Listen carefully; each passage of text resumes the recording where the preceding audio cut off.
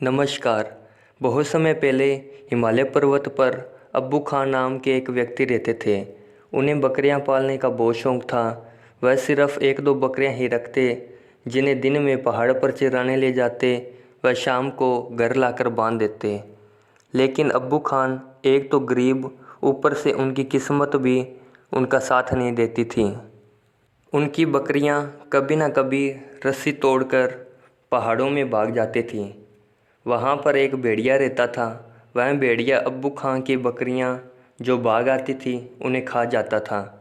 अब अब्बू खान के पास कोई बकरी नहीं बची थी, लेकिन अब्बू खान से रहा नहीं गया।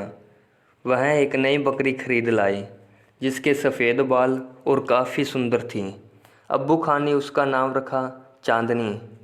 इस बार वह भाग ना जाए, इसके लिए अब्बू खान ने चांदनी के चारों ओर कांटों की बाड़ बना दी। कुछ दिन तो चांदनी वहाँ आराम से रही, पर फिर उसे वह जगह कैद खाने जैसे लगने लगी। वह यहाँ से आज़ाद होना चाहती थी। तभी एक दिन अब्बू खान उसे पानी पिलाने के लिए आए। तब उन्होंने चांदनी की आंखों में देखा, मानो वह कह रही हो कि मुझे आज़ाद कर दो। अब्बू खान ने उसे गुस्से से देखा और वहाँ से खोलकर उसे एक कोठरी में बंद कर दिया और दरवाज़ा लगा दिया। जल्दबाजी में अब्बू खान कोठरी की खिड़की का दरवाज़ा बंद करना भूल गए। चांदनी खिड़की के रास्ते निकलकर पहाड़ों में भाग गई। चांदनी आज़ादी पाकर बहुत खुश थी। वह खुशी में इधर उधर उछलने कूदने लगी। उसने वहाँ पर पहाड़ी बकरियों का एक झुंड देखा, तो वह कुछ समय उन बकरियों के पास जाकर बैठ गई। और जब वो बकरियां जाने लगी तो चांदनी उन बकरियों से अलग हो गई, क्योंकि वह कोई बंधन में नहीं पड़ना चाहती थी जिससे वह कैद हो जाए। अब रात हो चुकी थी। चांदनी को भेड़िए का आसपास होने का एहसास हुआ और वहीं उसे अब्बू खान की सीटी की भी आवाज़ आ रही थी।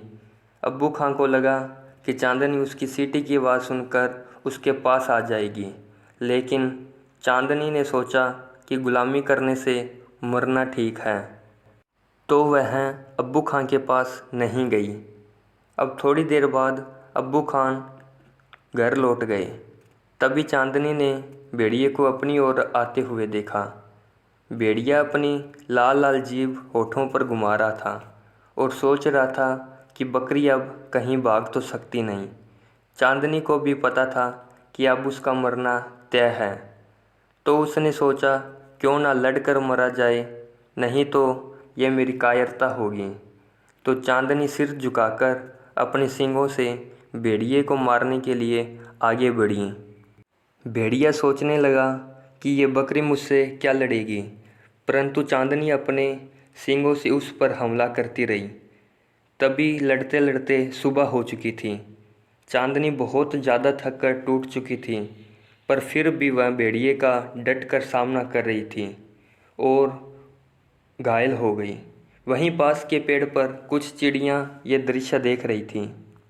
अंत में चिड़ियों ने कहा कि भेड़िया जीत गया, परंतु एक समझदार बुजुर्ग चिड़िया ने कहा कि नहीं, चांदनी जीती और उसका हौसला जीता है।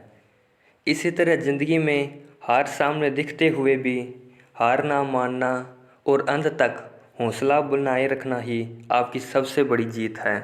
धन्यवाद।